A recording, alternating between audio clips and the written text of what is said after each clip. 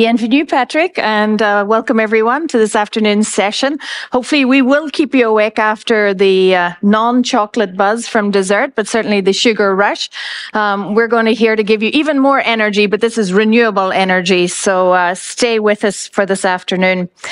I wanted to start, Patrick, by maybe quoting McKinsey on a global study that they did that talked about the global cumulative renewable energy capacity is currently 4.1 gigawatts in 2023 and is expected to double by 2030 and grow by more than 4.5 times by 2050. So what a time to be in renewable energy. And maybe some in the audience don't actually know Boralex or know your company. So maybe you want to start there and tell us a little bit about what you're doing. Yeah, thank you, Mairead, and hi, everyone. Yeah, we're in the business in 30 years. So we have been in the business when the growth opportunity were not what they are, and we have been somewhere not waiting, but working also because we were thinking that this growth will come. So Boralex is a Toronto listed company. We're head office is in Quebec, and we have 3.1 gigawatt installed capacity, 6.3 gigawatt of pipeline of development. We're building presently projects in Quebec, in the UK, and in France. We have also operation in the US. In France, we are, since almost 10 years, the first independent player in wind energy, just behind the two incumbents. So we have a significant company. In Ontario, presently, we're building two storage facility, large storage facility, 300 megawatt in Hagersville and 80 megawatt in Tilbury. This is an investment of roughly 800 million Canadian. So it's a big investment, and the opportunity before us is even great than that. Wow. So we've gone from not really maybe knowing necessarily your company to understanding like what a great Canadian success story that you are, and with all these facilities in different countries around the world, and hopefully we'll get to that.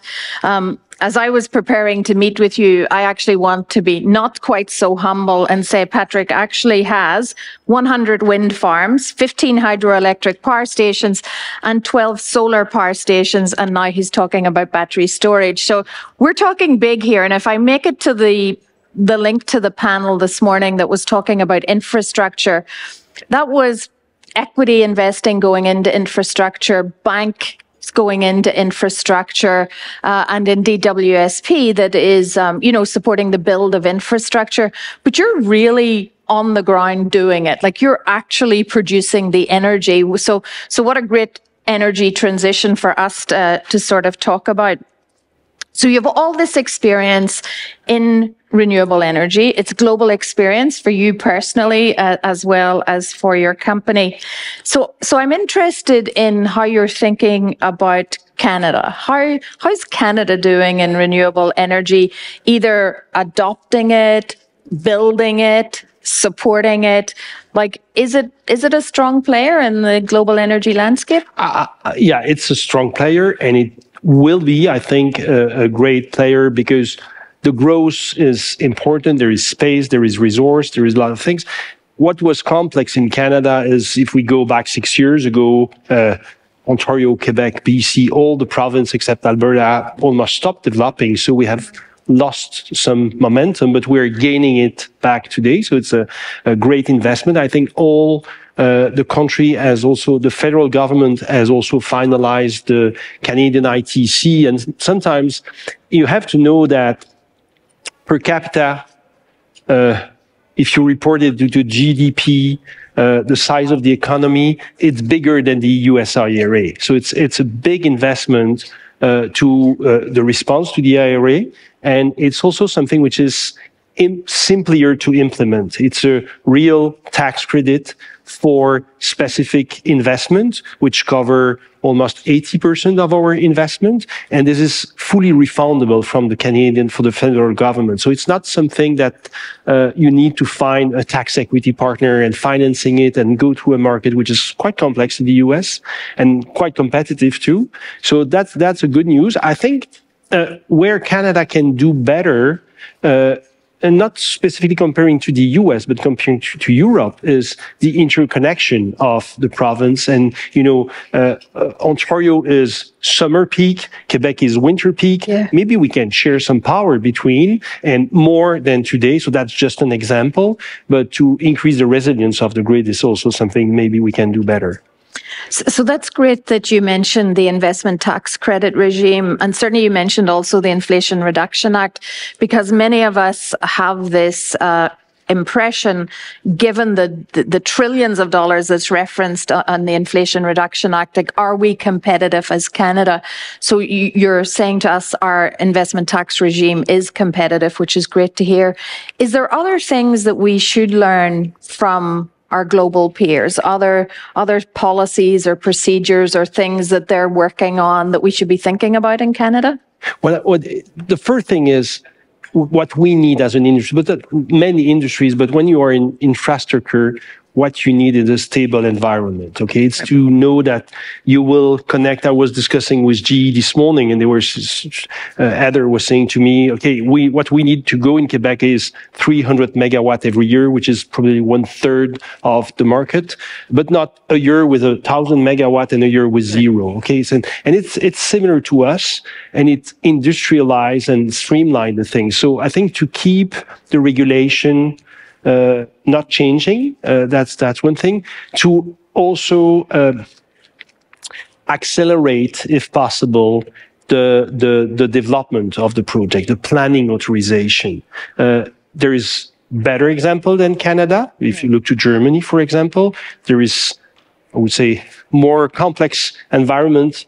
Like France, I've been running the French business for Boralex for years, and it's a place where it's quite complex to obtain an authorization. So, but I think that's something we can learn. And I was mentioning the grid also. Yeah, that's right. We had a conversation about the grid, and I want to go there eventually. But you're talking about. So you mentioned permits, and you mentioned the difficulty of getting permits. Is there other challenges that we should understand here in Canada? Is there other barriers to actually doing this investment? Like, why is it boom or bust? Like, why are people, is it just regulations, or is there other things? No, I think there is a political reason too, Quebec has had a overshoot of too much hydropower. Okay. And so they don't have to invest for a certain period. Right. But during this time, the demand is continuing to grow.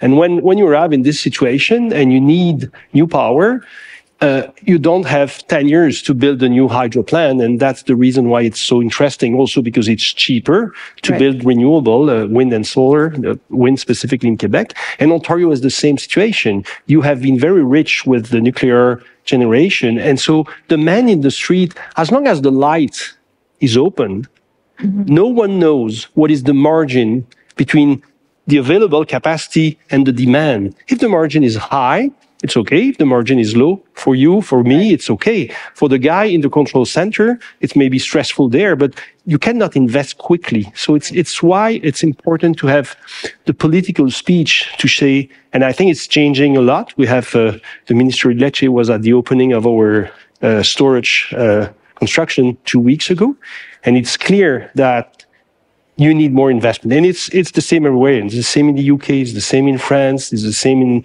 the States, in the US. It's interesting, the developed economies who have reached the stage where their infrastructure doesn't support them anymore. And you see the developing economies investing in new infrastructure and giving a different opportunity. So, of course, that gives opportunities to us as well, as to we see some of the spending. And maybe one thing that has changed a lot, I think many people in the room are thinking renewable, you need support, you need subsidies. We don't need subsidies, okay?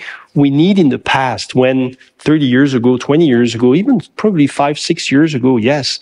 Today we're signing contract with corporation directly. In France, we just announced a signature of a contract with Nestlé, because they are buying our electricity because they want green electricity. It's not subsidized. Right. What we need is permitting, grid connection, and we come back to that, certainly social acceptability.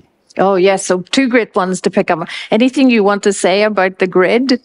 The grid as not, you have to imagine that the grid everywhere has been with centralized generation, and the generation adapt to the demand. You know, when you have the demand is changing every time. When the maples are playing, no one is demanding electricity. When the match just end, you know, all of a sudden there is a peak of demand, and this is true. Okay, so the demand is adapted. When you are relying on wind and solar, then the production is also changing. You don't open a valve of steam valve, so then you need to add, and it's decentralized. So you need to adapt the grid, more digitization, more information, maybe demand side management. So lots of things are changing, and this is exciting because we have all the technology to do that. In Quebec and Ontario, typically, generation is more in the north and the demand is just in the south. So constraints on the grid are important, and managing the constraint. It's not the same constraint during the day, during the night. If you look to UK, you know, lots of generation comes from Scotland and the North Sea, and the demand is in London and in the south. So it's completely similar situation everywhere, but lots of investment needed in the grid. And that's why also grid authorization is very important. Right. But it's interesting, in the UK, you hear more discussion about the grid and modernization and transmission, and we don't talk a lot about that in Canada. But let me pick up on the other point you raised, social acceptability. And Patrick and I were having a conversation about the consumer. Mm-hmm. You know, what's the consumer behavior? What's their reaction to renewables? Are they part of the answer or part of the problem, like, and how they think about renewable energy? But definitely, I think they're part of the answer. And the main point is, as long as the customers understand that it's no more a subsidized business, that is needed for the growth of the economy because it's the cheapest energy available to be deployed in the next years, it's changed completely the mindset of the people. Yes, there is still the NIMBY syndrome that will be there, but then we have that, but that's our jobs in 30 years. It doesn't start now. You know, we have developed project in area, and the most important point to bring the people of the area together is to share a part of the value of what you're creating. Because the good news is that we are bringing economic value in place where the GDP per capita is going down. You know, it's rural area, and it's not where normally the GDP is going up. And so we are able to maintain service. We have experience in Canada, we have experience in France of municipalities who have been able to maintain service, to improve service, thanks to tax and a part of the sharing of the value that we are creating. So I think this is a part of the customer when we're thinking of the end customer and the corporation, because lots of corporations wants to have, by the way, we have just this morning announced that our SBT, our target of reduction target has been approved by SBTI for us. Right. But lots of companies are doing that. So they have to reduce their scope 2.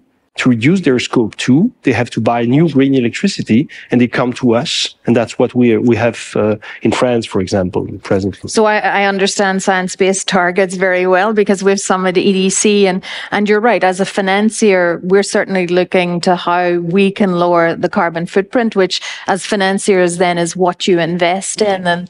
And certainly our interest in renewable energy and being able to export Canadian renewable energy strength around the world is an incredibly important part of what we're trying to do as our contribution. And yes, we would love to have the renewable energy that you're providing. So let me then continue on with maybe less the consumer who's using the electricity, but you know, you hear the horror stories of wind turbines making too much noise, the environmental footprint, something that we look at when we're looking at transactions to see what's the environmental impact of actually setting up solar farms or wind farms. How do you deal with that, and how do you think about ESG in your business? Just on the first part, again, we have been developing for 30 years projects, so we have encountered many situations where there is no complete unanimity on the project. But no one is doing unanimity. When you're bringing a new project somewhere else, you are changing the landscape, you are changing the world of the people living there. No politician is doing unanimity. No one is asking for that. And I think that's important because you need to explain, you need to share the value, and many times the people are understanding why it's interesting for them. Right. Globally, collectively, and so it's a success. What we're doing with typically with municipalities being partner in equity investment. That's what we're doing in Quebec. What we're doing in Canada, in all of our projects, we can come back to that. We're a partner with First Nations, where they're investing too. In France, we are raising debt for the people who are in the zip code of the area, so they can go on the internet and they can contribute to something which costs us a little bit more than, for example, if EDC is lending us money. But on the other side, it's great because it's bringing social acceptability of the project. And my experience, we have wind turbines in France since 2002. It's people are saying it's our wind turbine, not our Boralex, but our from them. And the kids who are 21 years old are there since that time, and they have always seen that, and it's part of their environment. So it's like I think it's new project. So it's right. Pedagogy and. So a really different way of thinking about things, and thinking then even of involving the community in ownership, which is really interesting. I hadn't heard that before. So you mentioned France, you talked about Quebec, you talked about the battery plant in Ontario. I know you've mentioned Scotland and the UK. So tell us a little bit about like why those countries and what you're bringing to that. I mean, are you building from the ground up, or are you just acquiring existing facilities, or is it all of the above? No, it's partly all of the above, but specifically today, and since probably 6-7 years, we are really doing from almost 100% from starting green fields. So speaking to the farmers, speaking to the mayor, speaking to the landowners, doing everything from scratch. We are also operating the assets, and we're also performing maintenance internally. This was a way for Boralex to reduce the cost of the maintenance, to internalize the thing. So we have lots of technicians doing the job themselves for different turbines or solar panel or things. I think we're really specialized also to operate distantly. We have 2 control centers, one in Quebec for the all North American assets, and one in France for France, and in some weeks Scotland. So this is also a way to reduce cost and have an affordable product at the end. So yeah, we're doing all this. And what has changed a lot in the last, say, 4 years, not more, is selling electricity. We have built a company running to RFPs from government, from utilities for subsidized contract. Mm-hmm. And now we are selling to corporation. And as I was mentioning, have real customer and no more obliged customer. And we are really creating lots of value with that part of the business. A lot of people said that the customer base is even changing, where you see really large corporates wanting to like buy electricity direct because of their own scope 1, 2, 3 emissions. Are you seeing that trend as well? Yeah, definitely. We're seeing that specifically in Europe presently. Right. What is interesting is before the COVID and the crisis also, there was a crisis with the start of the war in Ukraine. And at the same time, there was a big unavailability of the French nuclear fleet. So the price of electricity went to the roof. So all industrial today wants to have visibility on the long term. We cannot guarantee the volume every day, but what we can guarantee is a long-term price of electricity, which is stable, that you cannot do with gas. Right. And that's changed. So on top of the ESG part, this is also something which is very important for customers. Wow. So really interesting. And I could go on here for hours, and Patrick and I have already talked for hours about the business. you're here in front of a Toronto audience, many global participants in the forum as well. What message would you like them to leave them with, either about Boralex, about renewables, or maybe trends, or what you see coming in the future? But two things. The first is try to really understand the order of magnitude of what is happening. Okay, we are all consuming too much energy in the Western world, okay? And 80% of this energy is fossil fueled. So if we want to shift, we need to invest 4 times what is already renewable to be completely consuming renewable. So the order of magnitude of the investment is incredible. This comes back to your study of McKinsey. So it's an incredible opportunity. And it's a way, I think, to reduce risk, because the big risk we all have is climate change. Okay, we can speak about lots of risk, but the final risk is to be able to continue to live in the system where we're living, which is the Earth. Okay, and so reducing risk is important. So potentially lending or having a cost of capital a little bit lower for companies like us, that's also important. So this is maybe the 2 things I would like to see. Well, thank you for that, Patrick. We have no more time. We're out of time, but thank you so much. You're certainly, Boralex is a Canadian champion. It's great to see it take that knowledge, that expertise to solve a global problem and being one of our preferred exporters around the world. So thank you so much, Patrick. Thank you, Mairead. Thank you.